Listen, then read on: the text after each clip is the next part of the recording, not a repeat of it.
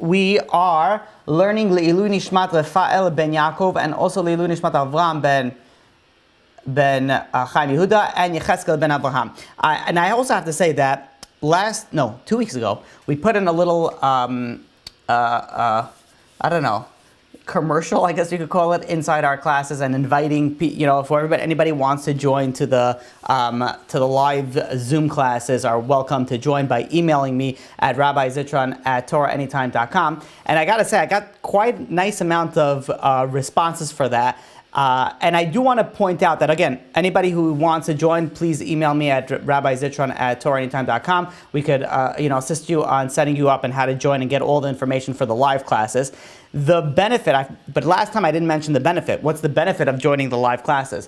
Is like we just had, we have a pre-class and a post-class usually before I start recording and after I stop recording, where there's also sometimes discussion, so we could there's more stuff that doesn't get on the camera. So whoever wants to join is welcome to join us.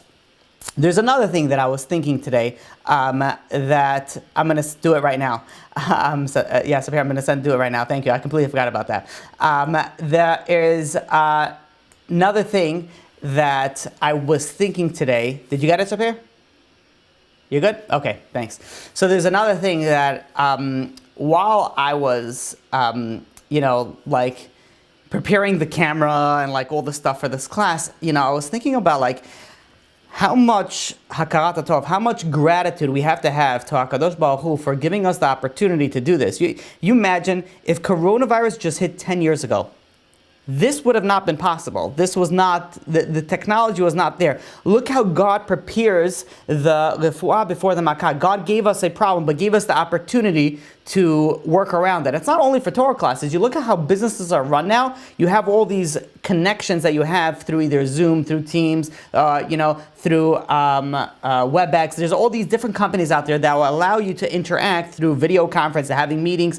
10 years ago, 15 years ago, this thing didn't exist. It's so unbelievable on how God orchestrates it. Even look at, the fact that Torah Anytime is around over here. 20 years ago, we didn't have Torah Anytime. We have so much, that God sort of sets up the scenario to help us in the situations that we need to. And the gratitude that we have to have is one thing, but the other aspect is that it also doesn't give us the opportunity to say, well, I couldn't. You used to not be able to do things because you didn't have the ability to do it. But how difficult is it to go and sign on to a class?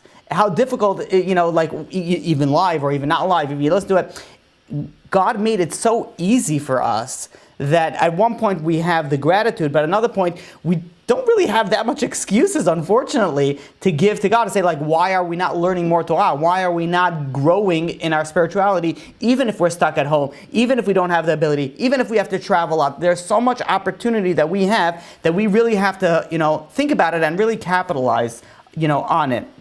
You have the ability, you're driving, you're walking, you have so much opportunities to learn Torah that it's a shame that we don't capture these opportunities. And I want to put one final point, and then we'll start. How, you have, there are people that like certain speakers, and they listen to those speakers.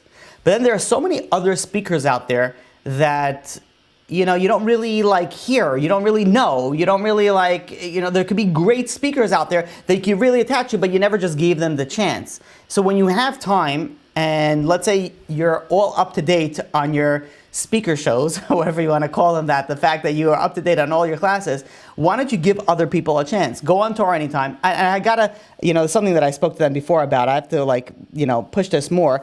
There are, sort of put in a little bit of a highlight. Listen to another speaker. Maybe you could attach it. Maybe you could grow from it. Maybe you could gain, from another speaker. And I think the majority of people that started listening to my classes was because of the weird topics that we've spoken about throughout the years. So it's not only about the weird topics, it's also about the basic. It's also about the things that are good, things that are just simple stuff, even on the Parsha. These things you may connect to. So that's my little, 2 cents, my little spiel with that. Let us begin to a very, very important topic. And the topic today is something that I get very, very often when speaking to people about Emunah, and that is, so I know that I have Emunah Bitachon and God has everything, but I also know that I have to do my effort, my Hishtadlut. Now the question is where do those two lines meet? So I know God is doing everything, so I have Emunah, and then I know I have to do the effort, but like, how much Emunah and how much effort, where am I supposed to fall into play? So when we speak about the aspect of effort, and this is something we spoke about in last week's class, that you are required to put in your effort, the question that should come up is that we've spoken about, and I'll give you just one story. In the second class we gave on Emunah, we spoke about the story about Rabbi Yisrael Salanter. And Rabbi Yisrael Salanter was having a conversation, but it was really a machloket, an argument with the Rashash. And that was, what is the power of Emunah and Bitachon? Meaning that, if you have Emunah, can you get something that, let's say, has not been predetermined by God for you? So the Rashash was under the opinion that said, no, you can't acquire anything that if it wasn't already predetermined that you should get that. Because whatever you were supposed to get, that's what you'll get. Rabbi Yisrael Salanter said, no, you can acquire something through the power of Emunah and Bitachon, through the power of trust. So they were arguing, they said, so how are we going to resolve this argument? As only two tzaddikim could do it, please don't resolve arguments this way. They said, let's make an experiment. And the experiment was as follows. Rabbi Yisrael Salanter says, listen, I'm going to have Emunah, I'm going to focus the powers of Emunah and Bitachon, that I should receive a gold watch. If a gold watch arrives, that means that my side is correct. If a gold watch does not arrive, that means that your side is correct. So they said, that's a good deal, let's do it. Rabbi Yisrael Salanter goes and he starts focusing on Emunah Bitachon, on the trust of acquiring a gold watch. Moments later, a knock on the door. A Jew comes in and he says, I just arrived from Konigsberg and I saw this beautiful gold watch. And I said, who would like this gold watch? Let me buy it from my rabbi, Rabbi Yisrael Salanter. And he goes and he says, this is for you, my gold watch. And over here, the Rashash says, okay, I see that you're right. So we see over here something that with just the power of Emunah and Bitachon, you're able to acquire things that you would normally get. And here we see also, this is something that there was no Hishtadlut. Rabbi Yisrael Salanter, no physical Hishtadlut. There was nothing that Rabbi Yisrael Salanter had to go out and be like, okay, let me work, let me set aside some money, and then I'll buy the gold watch. No, he had Emunah B'tachon and he got the gold watch.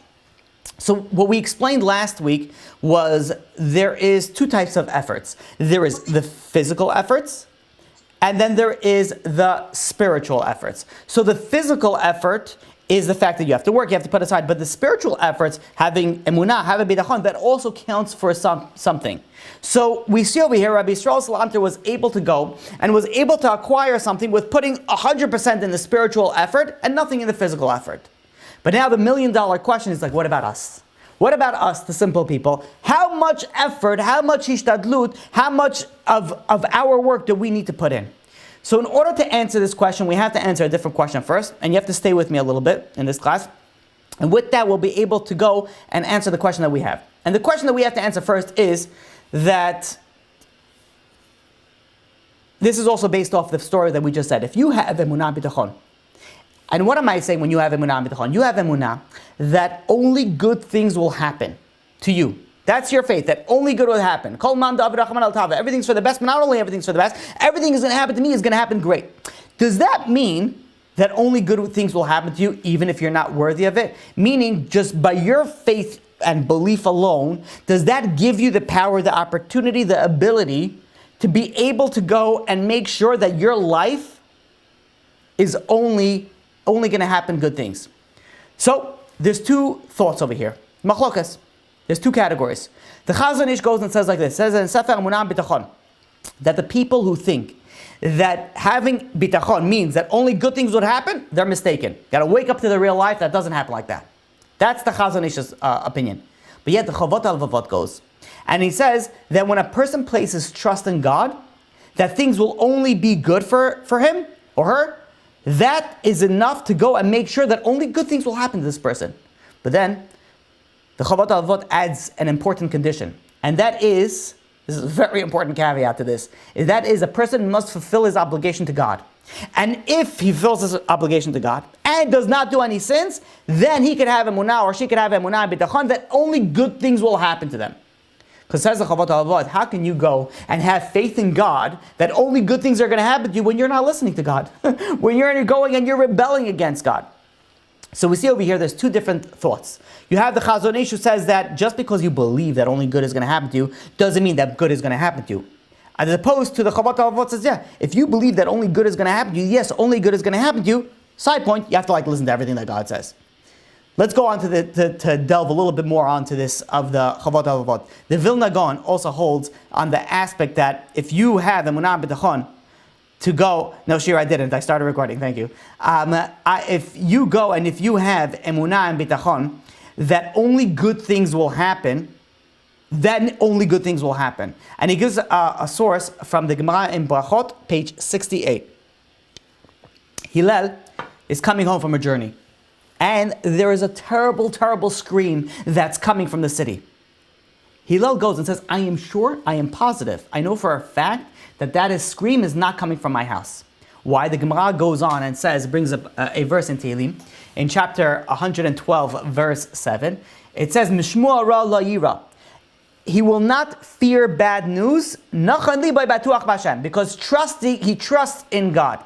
Meaning that the common interpretation of this Gemara, according to many commentaries, is why is it that Hillel is walking in the road and he hears a scream and he says for a fact the scream is not coming from my house. You want to know why? The majority of commentary is because of the Emunah and B'tachon. But what was the Emunah and B'tachon?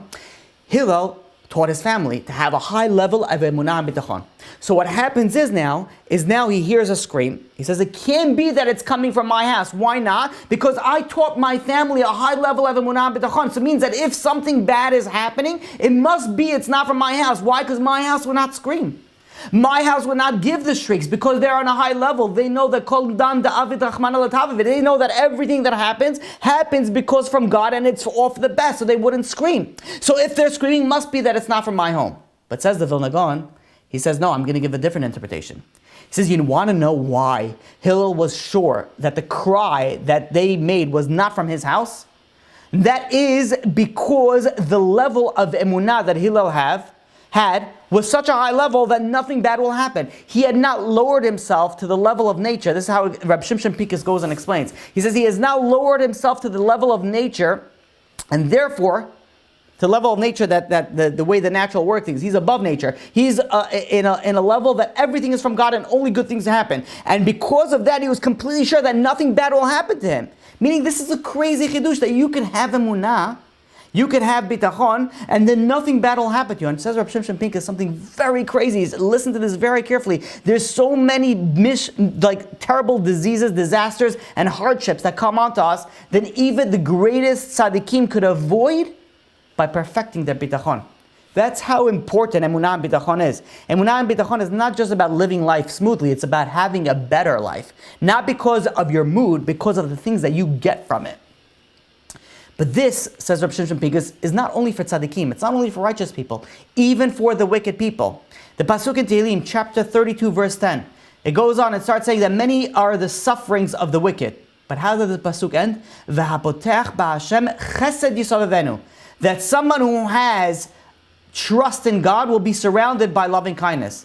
Says the Vilna Gaon, based on the comment, he brings off the Yalkut Shemonim. And he says that's even for wicked people. Wicked people can still gain from this. It brings up a source for this in the Midrash.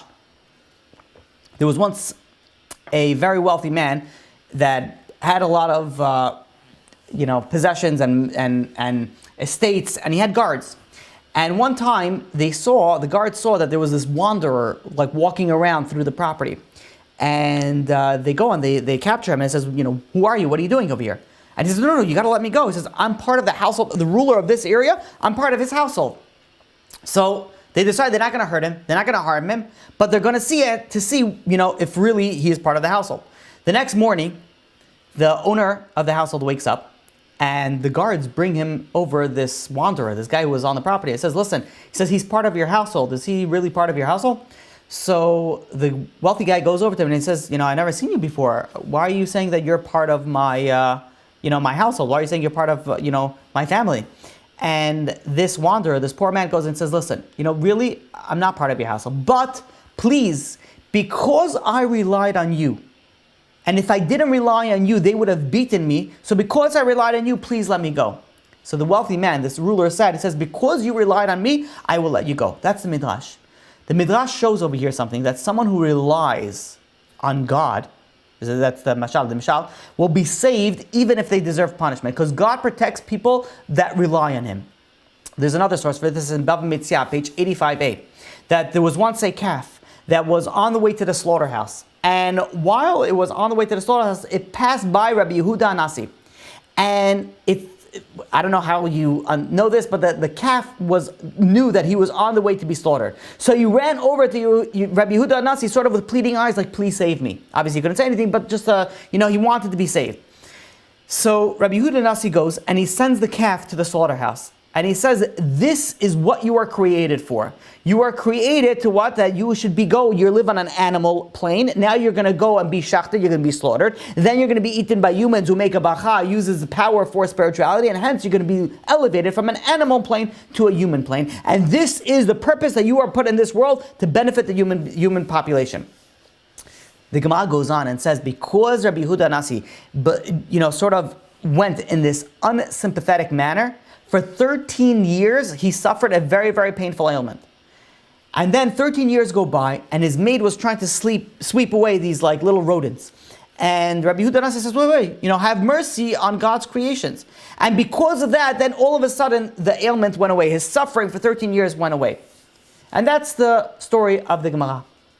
But as Rabbi Shimshon Pinkus says, wasn't Rabbi Yehuda Nasi correct? Like, why was he punished that he dealt in an unsympathetic manner? That is the purpose of the animal. So why is it that he was punished in such a manner?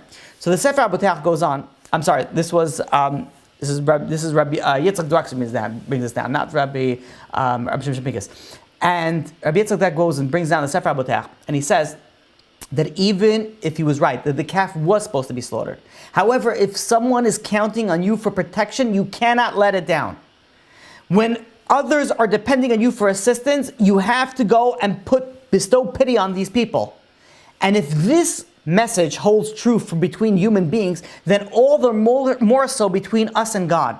That when we count on God, God will not let us down. Meaning, all this teaches us that bitachon, emunah bitachon, has the ability to make good things happen to people even if they're undeserving. So far what we have until now, a quick recap, is we have two different approaches. The question that we started off with is, can you go and get something that you originally wasn't decreed to just through emunah bitachon? So one opinion that we give the Chazon Ish says, no, you can't. The other opinion, the Chavot HaLavot, the Vilna Gaon, says, no, you could. Just by having emunah bitachon, you can cause good things to happen to you even if you're unworthy. Says Rabbi Shimshon Pinkus, how are we going to answer this contradiction? Which one is it? It's either this way or this way. It can't be both.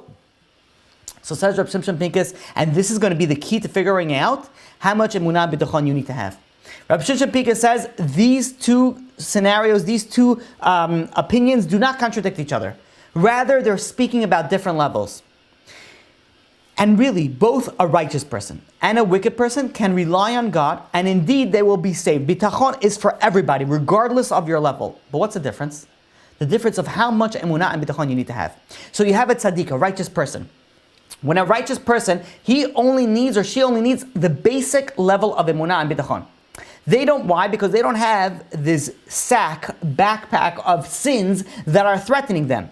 A wicked person, on the other hand, they need a very high level of bitachon. Why? Because they have so many sins in their back that they need to have this enormous, mercy from God in order to work the miracles. And let's explain this. So let's say, for example, the Rabbi Shimshon Pinkus goes and gives this example. A tzaddik goes and relies on God to give him panasah. So that tzaddik recognizes, and that God has mercy on all His creations, and this is sufficient level of emunah and bitachon that this righteous person should have panasah. But a wicked person is not deserving of regular support. A wicked person can recognize that God treats with mercy, but a wicked person is not listening to God. So he needs a higher level of emunah bitachon. And if you deal with an exceptionally wicked person, they need even a higher level of emunah and bitachon. So the Chavot HaLavot, when the Chavot HaLavot goes and says that a sinner, somebody who wants to get something, can get something as long as they have emunah and bitachon, but that only if you listen to God.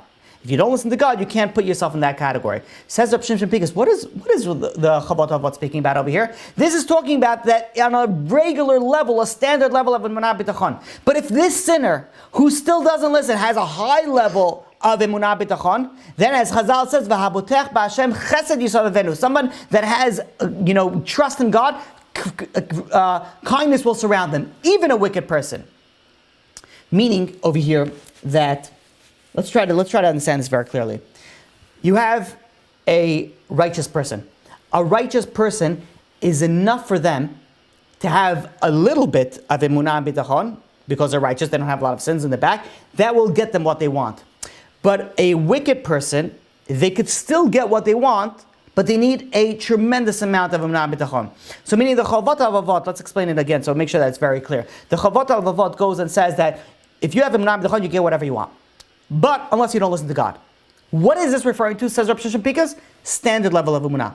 But if you go on a higher level of Emunah, then even a wicked person who still didn't do all the tshuva that they needed to do can still get what they want and what they need based off Emunah B'tachon. And this we could say also the Chazon Ish. The Chazon Ish says, no, you can't live in the fairy tale land that just because you believe in something that is good, and automatically it's going to be good.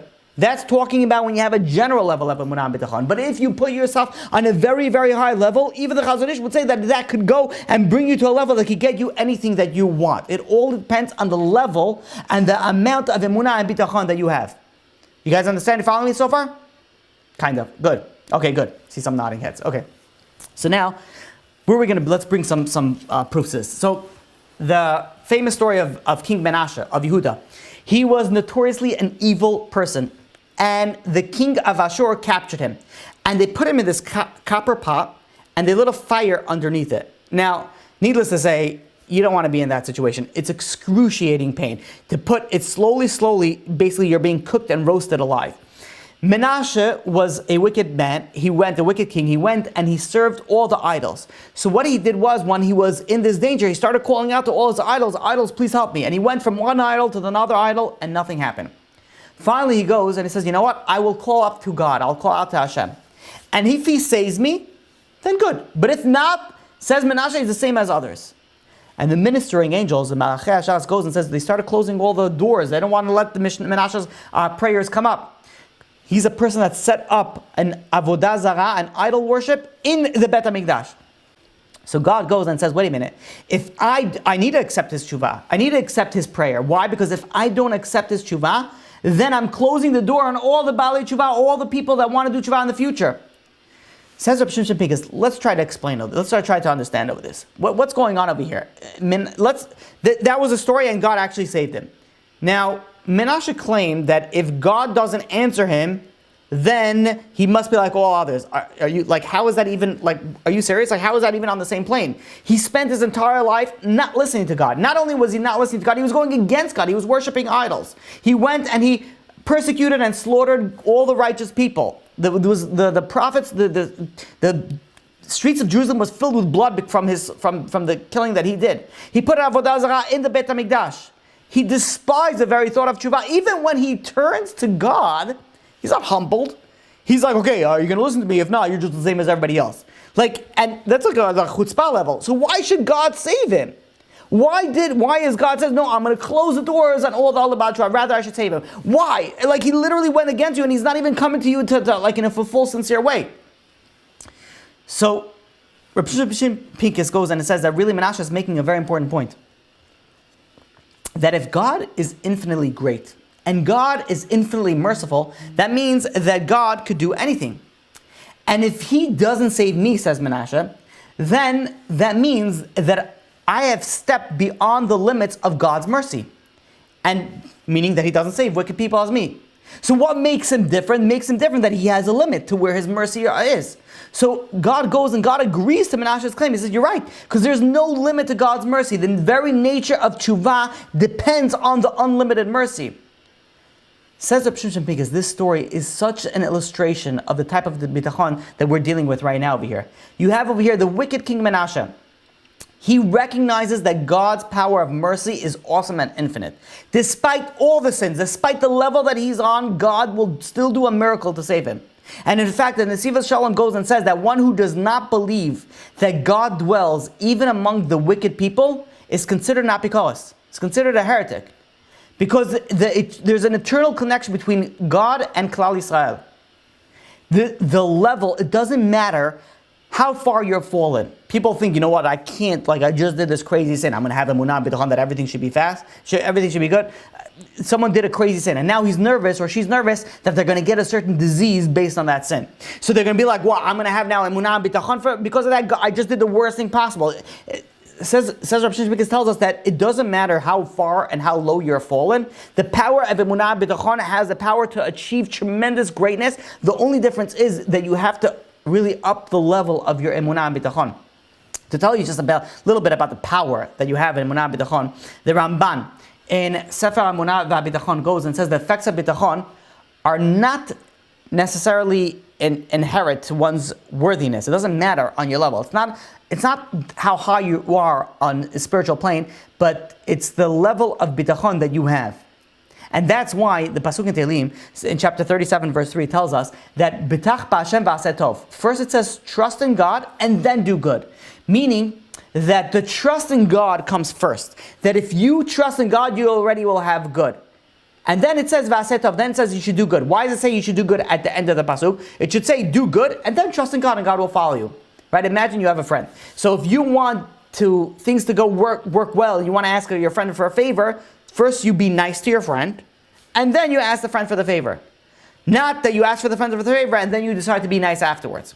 God works a different way. God works that even you could be on a level that you're not nice to God, so to speak. But if you have the betach b'Hashem, you have the trust in God, that would still give you what you need to have. However, the pasuk ends that you have to do good, meaning that don't think that, okay, I'm just going to trust in God, everything's good, going to happen, I don't have to worry, God loves me, God loves everybody, this is what we spoke about the whole entire class, and you can do anything, and God is not going to worry about my sins. No. Make this very, very clear. We do not get one, iota off of what we deserve. If we are worthy of punishment, then again, we don't want it, but it's going to happen unless we do tshuva.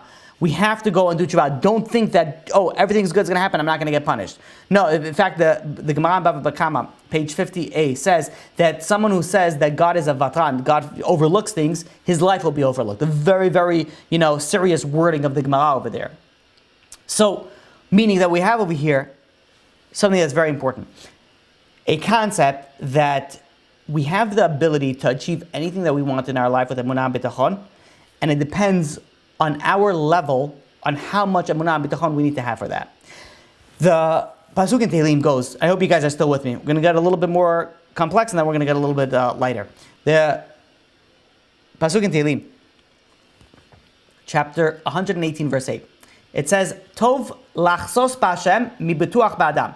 It's better to take refuge in God rather than trust in man. Now, the Vilna Gaon explains this like this.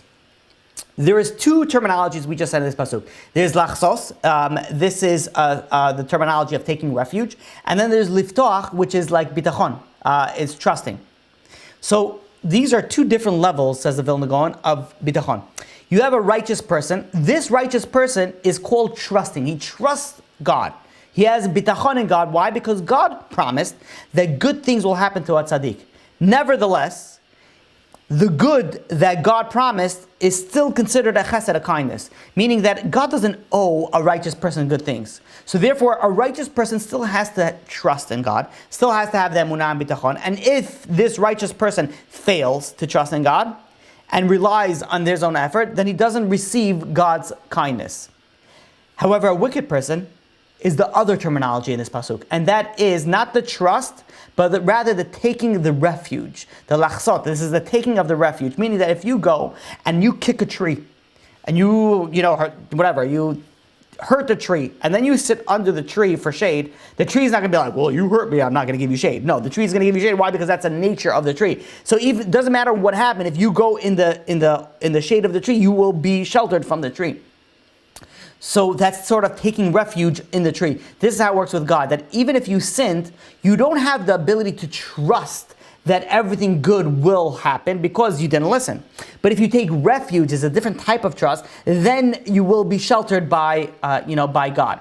So we see over here, time and time again, for everything that we've been discussing, just to have a quick recap over here, that everybody has the ability to get whatever they want in their life based off the level of emunah and bitachon. The only question is if you're a righteous person, then you have to have a lower level of emunah and bitachon, and that's enough. But if you're a wicked person, or if you have some sins, then you have to have a very high level of emunah and bitachon. And when you have that, you have the power is unbelievable. The Gemara Mo Katan says that, to tell you the power of what you have over here, the Gemara Mo Katan, page 28a, goes and says that there's three things that are determined for a person even before they're born. Number one, how long you will live. Number two, the number of children. Number three, how much money you will have. Very important things for everybody, right? This, by the way, men, women, and everybody, it just like captures everybody. You got the children, the length of life, and money. All these are predetermined already before you're born. But says the Maharsha on the end of Nida, says that all these can be changed, even though it's predetermined, can be changed if a person comes to God and relies on Him for help. That's the power that you have with Emunah and Bitachon. Rabbi Yonah comments in Mishlei, in the 3rd chapter, that if someone's going through a troubling time, having Bitachon alone can get them out of it. The Karakemach also says that if someone finds himself in financial trouble, if he strengthens or she strengthens in Bitachon in God, this creates a pipeline of blessing that God could go and send you this Panasah. And the Chavat Avot goes and says even furthermore, in a time of hunger, a person with Bitachon will be sure to get what they need. Meaning that you have so much power over here, and this power is open to everybody. So the bottom line, I hope that you guys are with me so far. The bottom line is that whether wicked, righteous, or anywhere in the middle, if you have emunah, with the power of emunah, you could go and provide you with all the blessings that you want in your life. And not only that, the pasuk in Tehillim goes and says that the pasuk says, "V'yitaneg el Hashem," and you will go and you will be delighted in God. V'yiten lecha mishalot libecha, and God will give you all your heart's desires. Says the Brisker Rav. If your bitachon, if your emunah in God is so strong that you actually derive enjoyment even before you're answered, then He will give you whatever you desire. You see, it's like a higher level of emunah, a higher level of bitachon. You get that, even a wicked person. But what is the difference over here? The difference is the amount or the level that you need to have. So with this information, I hope it's very clear. I've been repeating it because I want to make it very clear. Meaning, again, one final thing. I got a lot of nodding heads, so good, I'm happy. The capabilities that you have in your life to get anything that you want all depends on your emunah bitachon. If you're wicked, you need more. If you're righteous, you need less, but you can get whatever it is that you want. Now, how does this answer our question? The question that we started off with is how much emunah and bitachon, I'm sorry, our question was how much effort we need to do. And the answer is exactly what we've been saying. It depends. It depends on the level that you are. Wherever level that you are on, it depends if you have to have more emunah or more effort. Less emunah or less effort. Meaning that things in emunah and bitachon and getting things is proportional to your level. Now, I'm just going to we're going to go a little bit off track over here. To figure out what level you are on and how to go and pinpoint it, that's going to be B'ezrat Hashem next class. But to go on a little bit of a side point. So the question that is asked is how much effort I need to do. It depends on you. It depends on you. And we will go and delve that a little bit more B'ezrat Hashem at the next class. But before we go into that, there's something very important that I want to go and bring up. And that is the general concept of how much effort in general a person's supposed to have. And with that, we're going to bring up to another very important topic. So we know that God created Adam, and God put Adam in Gan Eden, in the Garden of Eden. What was the purpose of Adam doing in Garden of Eden? He was a garden. Was he a gardener over there? Did he have to go and trim the bushes? Did he have to water the plants? Did he have to go? What was his purpose in this garden? So we know that Adam didn't have to water the garden. He didn't have to trim the bushes. He didn't have to pluck the weeds. He didn't have to do anything. There was a river, the Torah tells us, that went and irrigated the garden. The Gemara in Sanhedrin, page 39b, goes and tells us that angels roasted his meat and poured his wine. They gave him everything that he wanted. What was the work then that Adam had to do? It says over in the pasuk that God put Adam in the Garden of Eden to do work. What was the work? The answer is, it was the spiritual work that he needed to do. He needed to do, let's call it the spiritual Hishtadlut. He had to go and study the Torah, keep the commandments. Physically, he was taken care of. But he had to spend his time in spiritual pursuits. But what happened? Adam and Chava, they did a sin. And from the sin, now all of a sudden they were forced to invest in physical effort, physical Hishtadlut. So beforehand they only had to do the spiritual effort, the spiritual Hishtadlut. Now they have to do also the physical effort. As it says in Bereshit chapter 3 verse 19, "B'ze'at apecha tochal lechem." With the sweat of your brow you should eat bread. Meaning that now you have to do Hishtadlut also on the physical aspect. But now we have the question. So we know over here that God says now by the sweat of the brow you have to go and you have to work.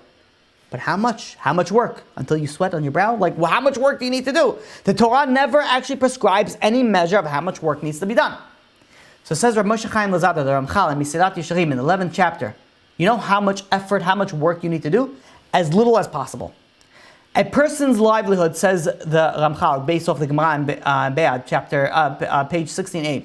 It says a person's livelihood is fixed on Rosh Hashanah, and no one can take away and nor you can add whatever was already prepared for you. And if it was not, the Gemara goes, and if the Gemara in Yoma goes and says, if it was not for Adam's penalty, for Adam's sin, it would be possible for a person to sit back and everything will be done for them. But now that we are obligated to go and do this effort is not like a bonus, it's a tax, it's a punishment, it's like sort of taxes that we have to pay to do our physical effort in order to get what we want. So says Ramchal, when you pay taxes, don't you want to pay the least amount possible? You don't want to pay more than you need to. So when you're doing effort, and effort is a tax, so you should do the minimum amount possible. And says the Ramchal, what you should do is you should make your Torah learning, that's the majority of your day. That's the principal activity. Your work is secondary. Why would you want to do more as your taxes? Now, the question is, so what's the minimum? What is the minimum amount? So we just said that Ramchal says that you have to do, the effort that you have to do is the minimum amount. What's the minimum? Like how much is the minimum? We said by how much when you start sweating. Where is the level that you have to go? So Rav Zundel of Salant. Rav Zundel of Salant was the Rabbi of Rabbi Shal Salanter. And he goes and he says, why is it that we have to do effort besides the sin of Adam HaRishon, besides of the tax that we have to do? Another reason is that because we're not worthy of open miracles. So if we just sit back and God just gives us everything, it's an open miracle, we're not worthy of it. So how much effort we need to do in our work? Enough that permits the outside world to make the error into thinking that our livelihood comes from our natural causes. You understand what I said? So let's repeat that one more time. How much effort you need to do? The amount that permits the outside world to make the error of attributing the person's panasah to natural causes.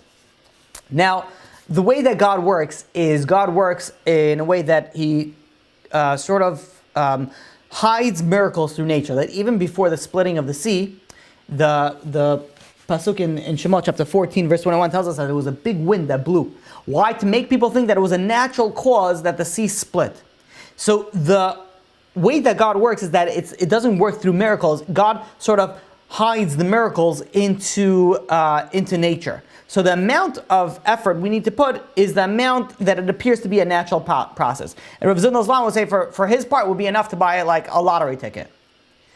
The minimum amount possible. And by the way, I just need to put this out there, that if you're working for somebody, and you need to do something, don't be like, listen, the minimum amount possible, okay, Mr. Boss? Listen to this class, you're Torah observant, you're not going to listen. I have to work the minimum amount possible because otherwise, like I'm a sinner and you know me, I'm super righteous, so I can't do it. No. When you're working, do your job, right? If it's difficult, whatever it is, you have to do it. Of course, maybe you need a different job. We're not going to get into that. But when you're working for somebody, you have to do what they paid you to do. But going back to this, what happens if, let's say, somebody goes and does the minimum amount possible? This is very, very dangerous. Why? Because let's say a person is very enthusiastic, goes and has Emunah, I had a friend of mine that went and had a high level of Emunah one time. This is talking about like 15 years ago. And he wrote a very large check to a tzedakah organization. He didn't have the money in the bank. And he post-dated it for like 2 months. And he says, B'ezrat Hashem, I'll have that. I'll tell you, he wasn't able to cash it because it bounced. But I'm saying that the thought process was nice, that he had Emunah, that he will have enough money that he will be able to go and give this amount of charity. but it didn't work out. Now, why it didn't work out, I can't tell you this person. But what's the danger of this? The danger is let's say you're all of a sudden inspired. You're on this high level of Emunah and Bitachon. You are all psyched out. You're like, you know what? God can give me anything. God could do this. God could do that. Everything that I want could happen right now. But what happens when you sort of, am I back? What happens if you sort of forget your enthusiasm? If you forget your enthusiasm, or enthusiasm in general fades very quickly. Just ask anybody who ever started a diet ever, or anybody who started exercising ever, right? For the first week, they're like the top whatever it is. They're the best of the best. A week later, enthusiasm, straight down to, I'll start my diet after the next bite. I'm going to run tomorrow. Make the calculations. No, really, I'm going to eat this 16 slices of pizza and, topped with, just pure fat. And then I'm going to run an extra 5 minutes. So it will be fine. People go, enthusiasm tends to fall.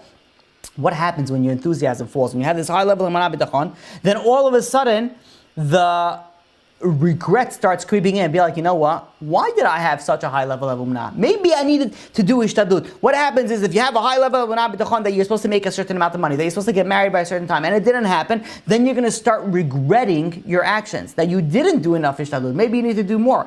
And then you start wishing, maybe I should have never been such a righteous person. Maybe I should have never tried to go on such a high level.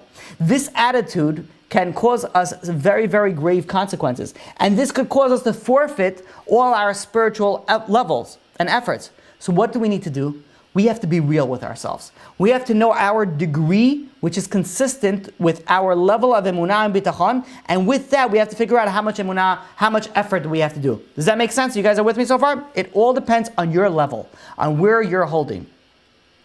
The Rabbi Solomon goes and brings down that, the purpose is not to have faith in our efforts, but to put a lot more effort into our faith.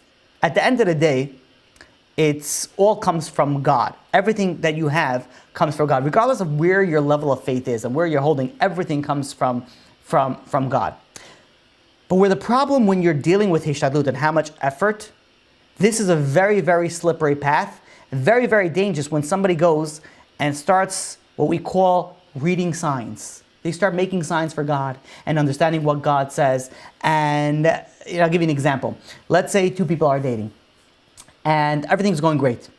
But let's say they come from different backgrounds. Let's say one is Ashkenaz, one is Sephardi, right? Or let's say one is Gorsky and one is Bukharian, right? Just as big as the I'm just kidding. Let's say you people from two different sides, but everything's going great.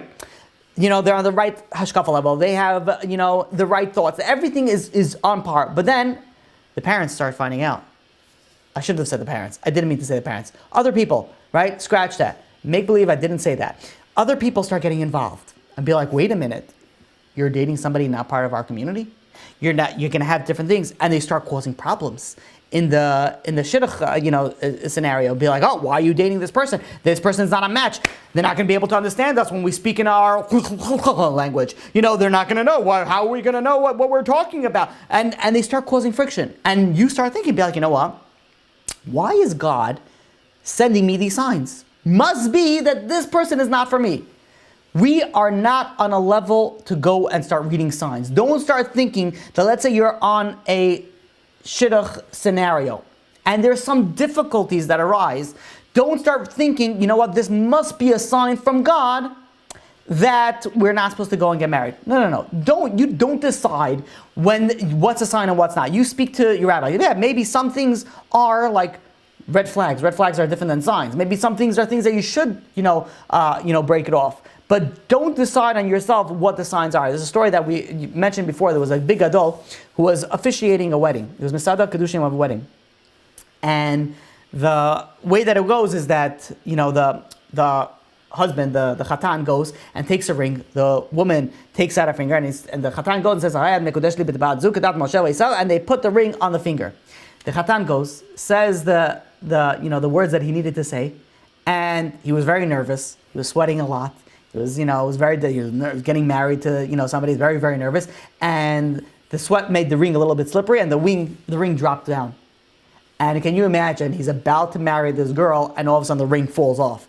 And it's just like a scene from whatever, the ring keeps on rolling, rolls right back down the aisle, and then, he goes and he runs after it, people are running, and they're like, okay, fine. They're back on the stage, they're back on the chuppah, and he goes like, okay, take two. Hareat Nekudesh says the verse again, about to put the ring, and again it falls off. Meanwhile, especially the father of the bride, he's like, what? Look at my daughter. Who is she marrying? This Shlemazel, this guy can't hold a ring. What's going on over here? And people are nervous.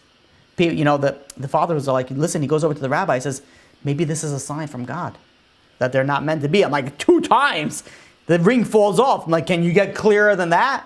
And the rabbi goes, he's like, absolutely not. It has nothing to do with the fact that they shouldn't be together. Of course they should be together. They're right under the chuppah. Rather, why did the ring fall down? He says, because the exact time that they were supposed to get married is right now. And he was a little bit early. So God extended the time length. We don't know how to go and to start reading signs. You look at in the Parshat of Chayei Sarah, Avraham goes and sends Eliezer to find a match for Yitzchak. And the information that Avraham gives to Eliezer is very vague. He goes to Eliezer, says, go to my homeland, go to Avraham's homeland, and find a girl. You think a very vague scenario, I'll be like, okay, who knows how long this could take months until I find the girl in just a hometown without any information. Several hours later, the girl is found. That's it, the shidduch was made. Later we go in Parshat Vayetze. You look at Parshat Vayetze. Yaakov Avinu's parents send him to Padan Aram. They go and they send him to the location. And they tell him, marry one of Lavan's daughters. They tell him who to marry. Deal is closed. You think a few hours, that's it, the deal is closed. But yet, 7 years passed before he was able to get married. And then who did he marry after 7 years of working? He was married Leah. He wanted to marry Rachel. He could have easily said, you know what, this is a sign. My parents told me to come over here and to marry. I went and I was supposed to marry Rachel. They gave me Leah over here. And look what's going on. He could have said, listen, can you be more obvious than this? I went under the chuppah. God sent me another girl. Put another girl over there. This is obvious. This is obvious to me that this is what God wants. Says no, but he persisted. He did more Hishtadlut until ultimately he went and he married Rachel. When a person tries to do something good and there's certain obstacles that come their way, don't interpret it as signs. Must be that God doesn't want me to do this. If somebody's going and trying to go, let's say, to Shachrit, and they're trying to start the car, and the car doesn't start, be like, you know what, God, I hear you. Must be that I'm not supposed to be praying with the minyan today. Don't worry, hear you loud and clear. I'm going to go right back into the bed, hit the snooze button. A girl wants to go shopping for clothing. And there is no clothing that's modest where she's going. She's like, okay, God, I hear you loud and clear. Must be you want me to buy this clothing. Be like, no. Don't start reading signs because you're going to make radical errors. If somebody's going and she's starting to increase their level of observance in Yiddishkeit, in the Torah life, and it becomes difficult. The parents are giving them a hard time. The friends, there's peer pressure, there's all these different things. Be like, you know what, God's giving me a hard time. Must be that God doesn't want me to be over here. God wants me to be in a different level, different plane. He wants me to go back to where I was before. No, that's not correct. God gives us challenges to overcome for reasons that are beyond our scope of understanding. And this is how we go and we understand when Yaakov goes and he married Rachel. Why did he have to go through so hard? And I hope you guys understand, for those people that have been following us through the classes throughout the time, I say this story again and again and again because there's a lot of lessons that you need to learn from this.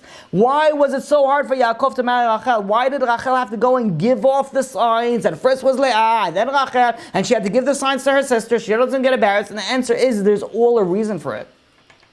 Because Rachel was not physically incapable of conceiving. She needed more merits, and the merits that she got was the obstacles that God put in her path. And that was to give the signs to Leah so her sister wouldn't get embarrassed. Because of that, she gained the ability to go and conceive and then have a child. So when we have signs, when things come in our path, and it seems like God is sending us a sign saying, no, don't do anymore. You have enough, you're going in the wrong path. We don't know how to read the signs. Meaning that we have to put our effort, our Hishtadlut, the most that we possibly can to our level. And let's say you go and in the shidduch or in anything else, you're putting in the maximum effort that you have. but yet things beyond your control, it still didn't work out, then you could say that this is from God. Then you could say, I did everything that I was supposed to. I did everything that I was capable of. I did everything that was in my power to do, and now it's not. I can't do anymore. Okay, so this is from God. This is beyond our control. But to read signs, it's beyond us. Don't read signs and then say, I have to do less effort because of this. I have to do more. We don't know how to go and read the signs.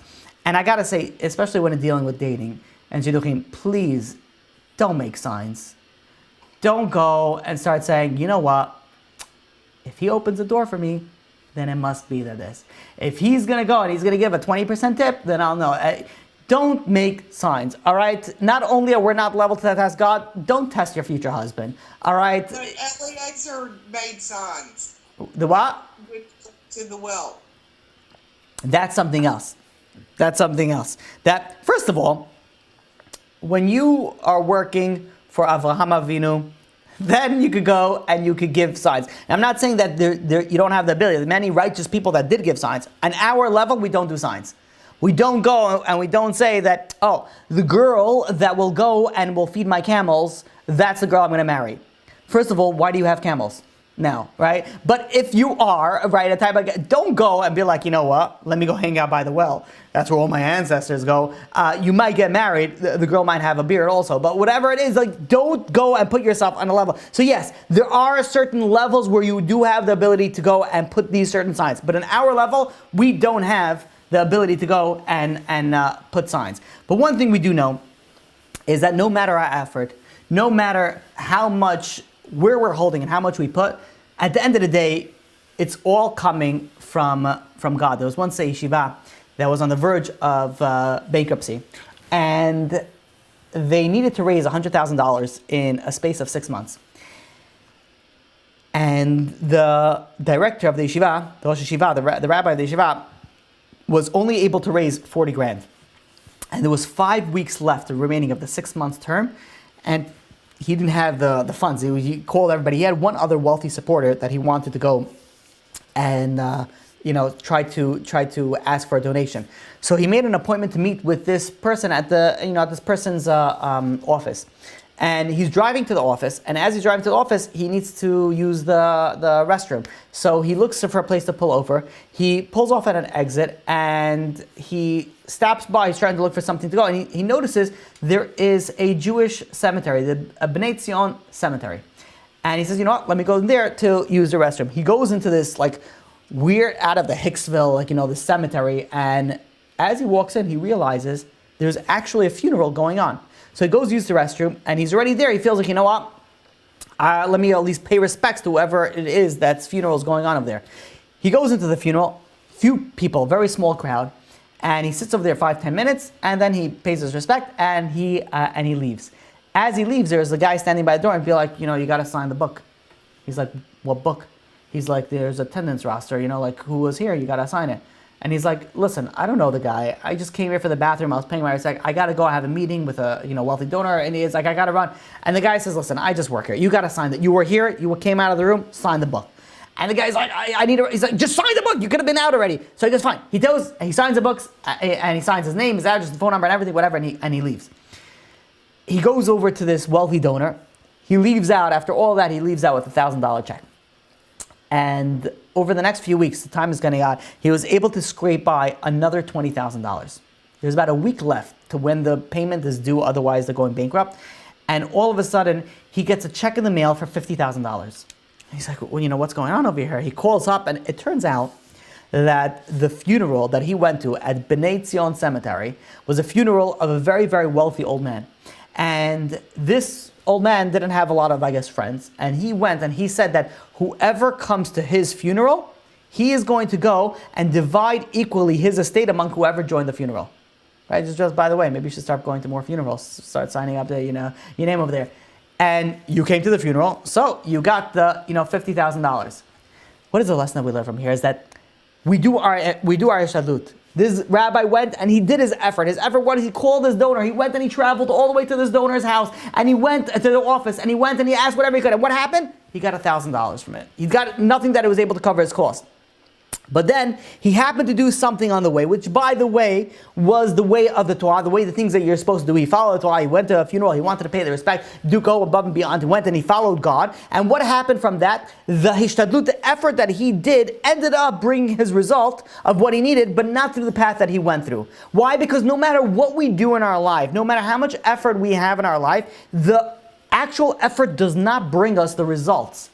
Because we work hard doesn't give us money. You know what gives us money? Because God told you that you're going to get money, and that's why you have money. Now you're doing a tax, an effort that you need to do. The Hishtadlut, you have to go to work, but that's not why you have. You are going to get the money one way or the other. But now this is the way that you choose to go and do your tax. So this is how you're going to go, and you're going to get your effort. But one thing we have to know is that our efforts ourselves, it's just that we don't have the ability. It's not because we work hard. It's not because we're so smart that we're so wealthy. It's not because that we have so much capabilities, because God gives that to us.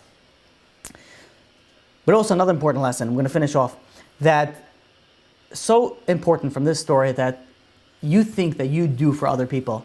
You know, like, I'm going to go and lend this guy money. I'm going to go and I'm going to pay a shiva call. I'm going to go and I'm going to pay respects at this funeral. I'm going to do this, a benefit to this person.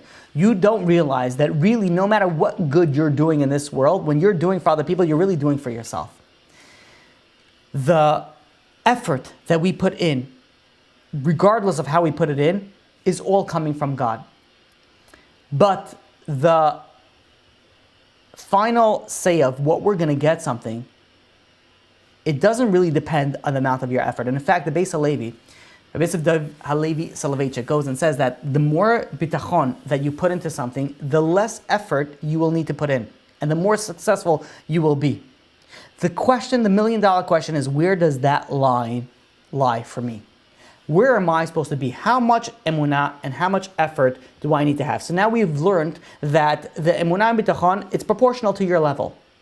The question, the really important question is that what level we are on. And for that, we'll have to wait, B'ezrat Hashem, for next class. But before we open up for questions, one very important factor that I want to repeat again, because I mentioned this a lot of times, and I want to make sure that it's very clear, that if you want something in your life, you are able to get it.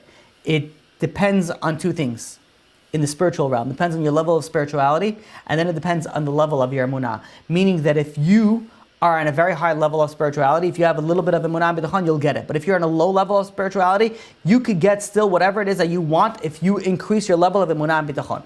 Obviously, we're not talking about sins. We're not talking about things of that aspect in the kosher realm. With that, we will open up to questions. Okay. First question. I am confused about why righteous people only need the lower level of emunah, because generally they have a very high level. I'm so happy you asked this. Okay, is that they only need a lower level to get what they want from Hashem, but it's best for them to get on a high level as possible? Yes, thank you so much for asking this. Happens to be, and I'll explain the question. I was thinking about the same thing when I was preparing this, and maybe I should include it, and I don't know why I didn't, but I'm so happy they put it in. The question is that I said that a righteous person has to have a lower level of emunah. A wicked person has to have a high level of emunah in order to get what they wanted. That does, and the question is that really it's the opposite. Righteous people have a high level of emunah. And the answer is that in order to get something, or whatever it is that you want, this is what you need. This is the basic stuff. Granted, of course, it's better if you have higher. And true, people that are righteous do have a higher level of emunah and bitachon, but there's an important aspect, there's sort of like a little asterisk on this. That just because you're righteous, just because you're keeping Shabbat, you're keeping kosher, you're learning Torah, it doesn't mean that you have a high level of emunah and bitachon. It doesn't go always, because you have to learn these things. This concept, this topic is so important that if you don't learn it, it just doesn't come, it's not naturally. You can know the Gemara, you can know all these things, but if you don't work on yourself, emotionally, intellectually, on putting the high level of emunah and bitachon, it's not going to come into your level, and you could be a righteous person with a very low level of emunah and bitachon. It's a different by knowing something and putting it into practice. So yes, for a righteous person and a wicked person, of course, the higher level of emunah bitachon, the greater it is that they have. Next question. It's hard to know, and by the way, if anybody has any questions, you can type it into the chat box. That's why I'm reading it off. Where are we over here? Okay, it's hard to know if something is a sign from Hashem or it's something that you should have put more effort into preventing and you could have done differently to change the outcome. How do you know when something is a test or when should you accept it as divine providence? Okay, so before I continue with that question, so that's a great question. So where do you stop? It's a very simple calculation. The calculation is as follows. You do whatever it is in your power to do. If it still doesn't work out, then you know that is beyond it was already from God. When you're dealing with the level of how much Hishtadlut you need to do, it lies in that you do what you need to do. So for some people, their level of Emunah and Hishtadlut is like, I only have to do a little bit and that's all I needed to do. So if that's true or if that's false, it depends on next week's class and how we go and explain that and how you're able to go and understand what level you're truly on. You have to be true to yourself. But ultimately, it all depends on your capabilities. If you did whatever it is that you need to do, whether it's in the spiritual Hishtadlut or whether it's on the physical Hishtadlut, and it still didn't work out, then it's all out from God. To continuation of the question, ultimately it's all from God. So isn't it a great thing to recognize that it's all coming from God? Absolutely, everything is coming from God, but we do have to do our effort in it. Whether it's spiritual, whether it's physical, we have to do our effort. And if we go and we sit down, and let's say we don't have a high level of effort, and we say, okay, God's going to send to me everywhere. No, not necessarily, depending on your level. If you have a low level, God's not just going to knock on your door and say, like, here's a pot of gold. Should a righteous person rather put more effort into praying to God for something or to strengthen his Emunah? Oh, that's a great question. It's one of the same. Both those, this is a spoiler alert for next week's class. It's both one of the same. So we're going to actually deal with that on next week's class. Okay, and that looks like it was the final question that we have here. And with that, we will say Chazak U'Baruch.